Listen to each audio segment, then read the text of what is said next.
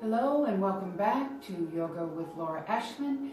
I appreciate all the subscriptions. Please hit the subscribe button below and share also if you wish, and continue to do practice with me and my new friend. He won't be with us all the time, but seeing how our bones work a little bit together with not only the soft tissue. We're so very aware of the soft tissue in the body, but we forget about those bones.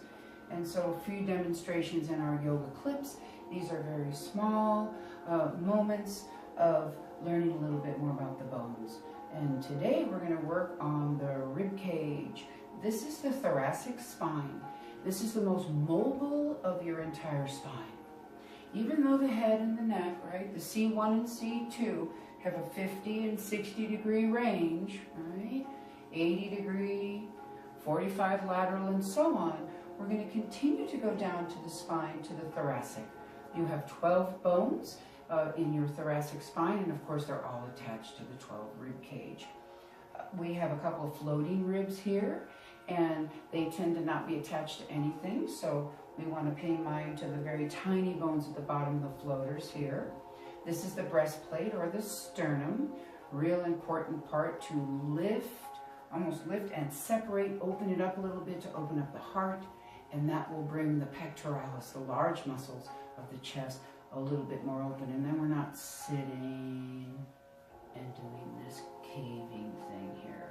So we're sitting up just a little bit. The ribs have several muscles in between, and they look like little squares. These square muscles are called intercoastal muscles. There's also serratus muscles that come up from both sides, and they kind of come around like fingers here, and they're pointed muscles. That's why they look like the edge of a knife, and that's why they got the name serratus. And so these muscles are in front of the intercostals. But the wonderful thing about the intercostals in our rib cage is that not only are there little squares, but they're turned slightly. So they're at a diagonal. That's how we can get such a great range out of our rib cage. If they were straight up and down in the muscle fiber, then we would just be able to lift a little bit or move out a little bit. They'd be shorter motions in a vertical position. But because they turn in a diagonal, we get a lot more range out of these tiny little intercostal muscles. There's a lot of cartilage in where all these ribs attach. Sometimes they get inflamed, and so be very careful. One of the things about the rib cage, and I might go ahead and lay our friend down. One thing about the rib cage is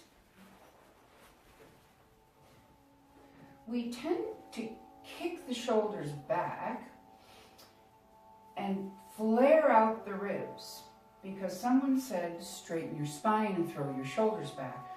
Well, this becomes an exaggeration. This actually also becomes a lumbar lordosis, which is the curvature of the spine, even in the lumbar.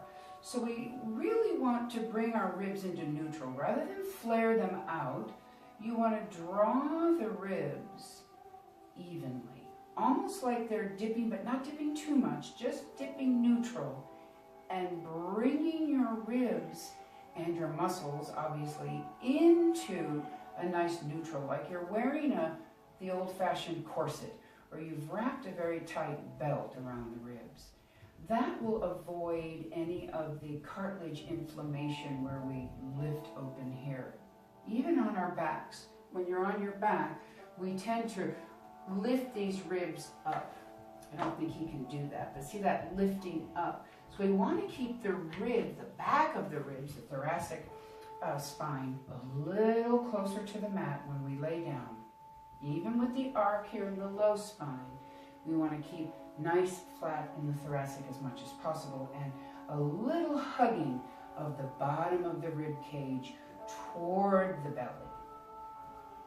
Not too flary, not too cut off either. We don't want to get it so deep. Whoops. We don't want to get it too deep. neutral. When my rib cage is in neutral and my shoulder head is under the earlobe in neutral, my neck is lifted and open. That is the best posture for human being. Not overly so, not extended behind you either. Almost a sway back if you go to the back too far. So lifting through core, hugging gently with the intercoastal muscles of the ribs. Will bring power to the core, beautiful neutral back muscles and spine. The rib cage. And as you notice on our friend, the ribs are not attached to the pelvic bowl. We always think there's some attachment here. Obviously with muscles and tendon, ligament, connective tissue there's attachment, but the bones are not attached.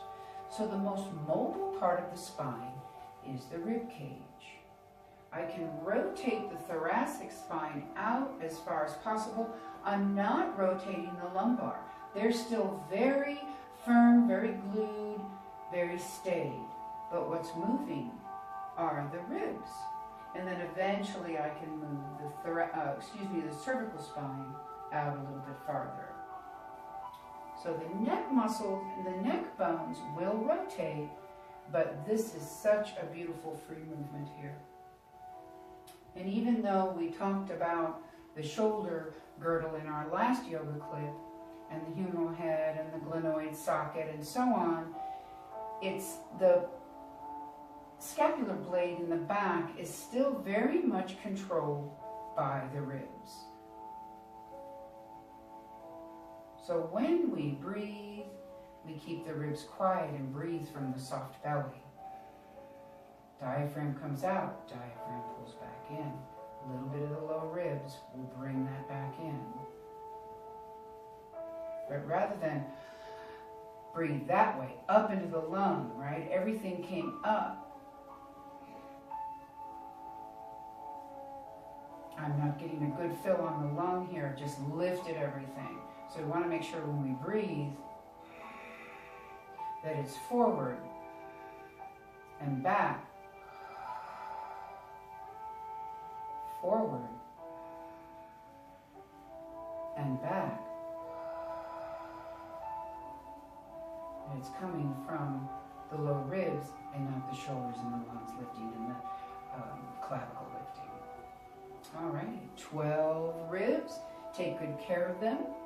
They do heal quickly if you have a problem, but be so careful with any cartilage here in the center. All righty, thank you so much. Namaste.